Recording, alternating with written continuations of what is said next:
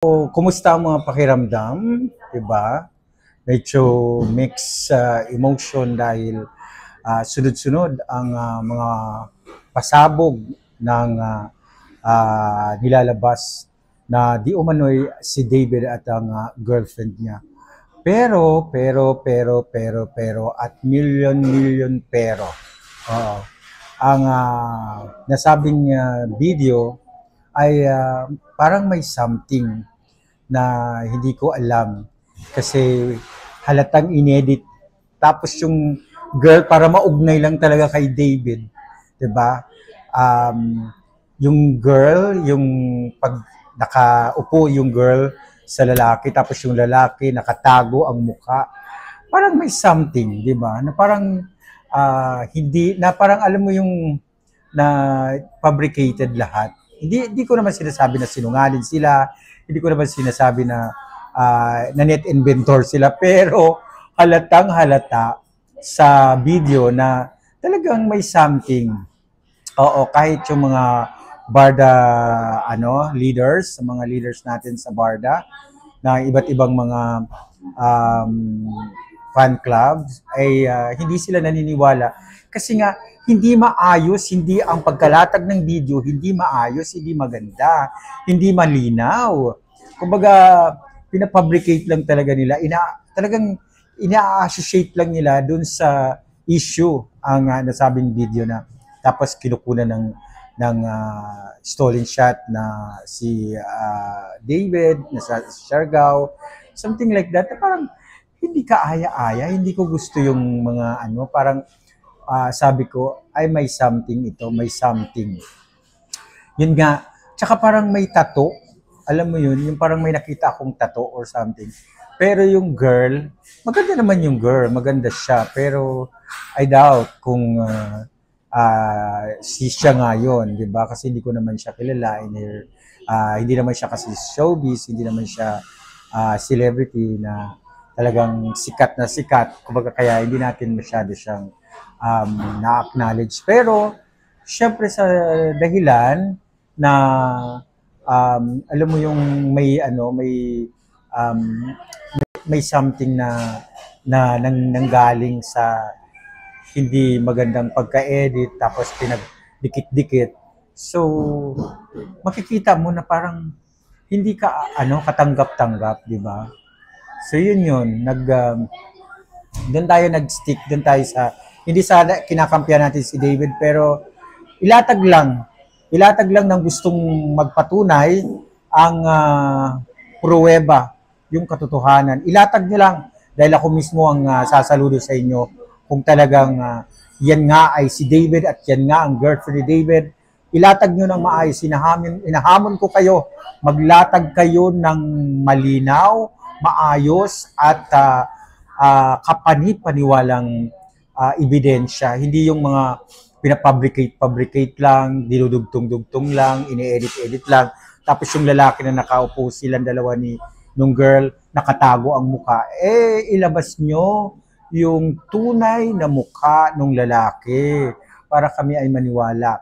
At dinidikit nyo lang ang picture ni David para ugnayin lang, di ba? Na parang unfair, di ba? Sa side naman ni David kung hindi nga totoo. Di ba? Okay, matatanggap namin kung totoo yan, 100% o 1 million percent, tatanggapin natin yan kung yan ay totoo. Kasi choice nila yan, choice ni David yan.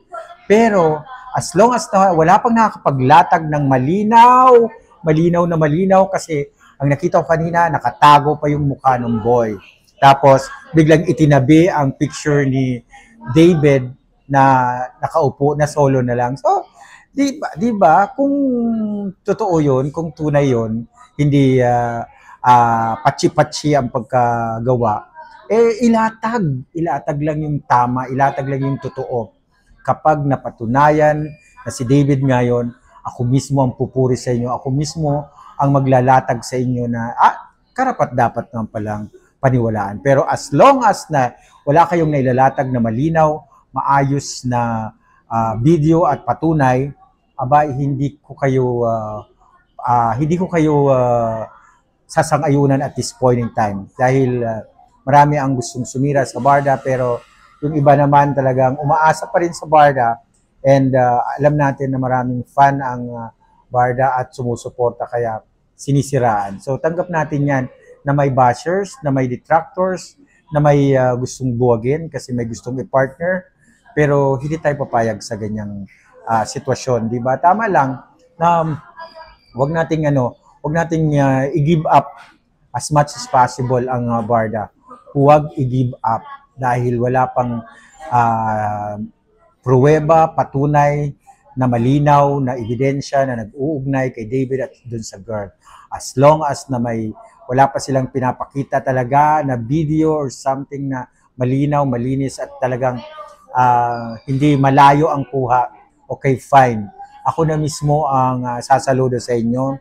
Pero as of now, ang nakita ko ay hindi pa maayos. Nakatago pa yung lalaki, kaupo yung babae, nakatago yung mukha ng lalaki. Ano ang ibig sabihin nun? Diba? Kasi kung tunay yun, hindi magtatago ang lalaki.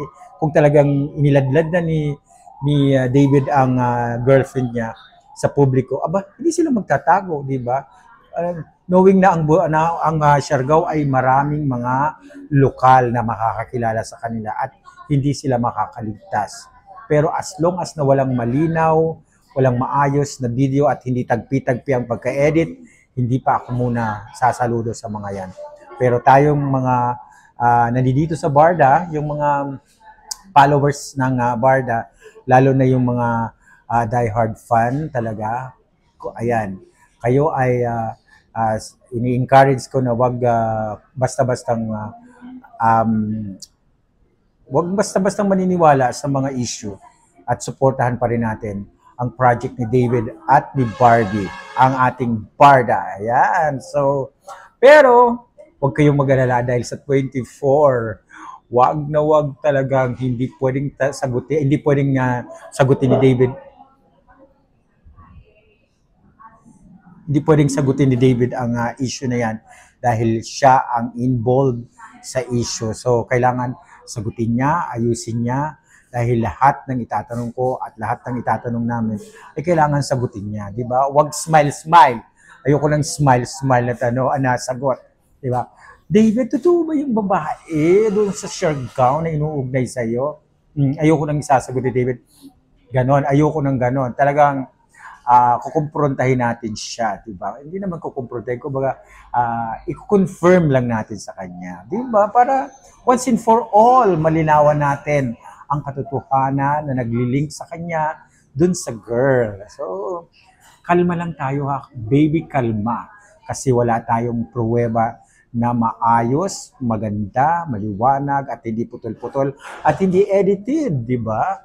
So, yun lang ang ano ko. Wala akong wala akong ibang intensyon, wala akong ibang gustong iparating sa inyo, kundi ito lang, yung maging totoo lang, maging tunay lang dun sa mga issue na pinupukol nyo kay David, diba? Lalo na kay Barbie.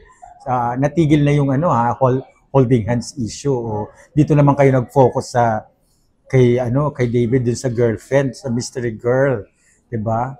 So kasi sinagot na ni Barbie at ni Jameson Blake na hindi naman sila at magkaibigan lang sila. So dito kayo nag-focus dun sa girl na 'yon. Pero dapat, 'di ba?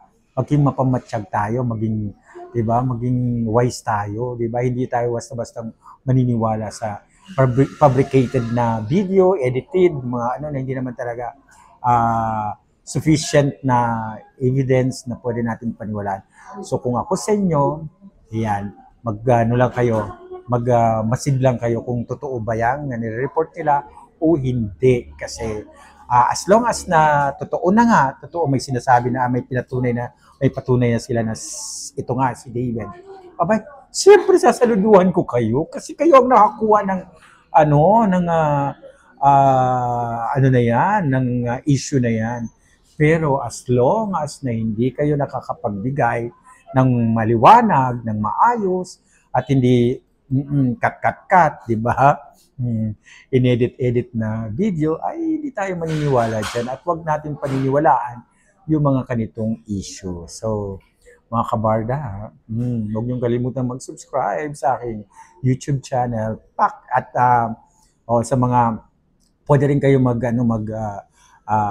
tawag ito, mag-support sa aking channel o kaya 'di ba parang i-support nyo na rin kasi para makapag-update tayo ng araw-araw. Pwede rin magpalipad, 'di ba? May ayan oh, yung dollar sign. Pindutin mo nga ang dollar sign. Tingnan, ayan. 'Di ba may dollar sign? Yan. Check mo, i-test mo kung pwede, 'di ba? And for now, yes, bye-bye muna. Thank you so much.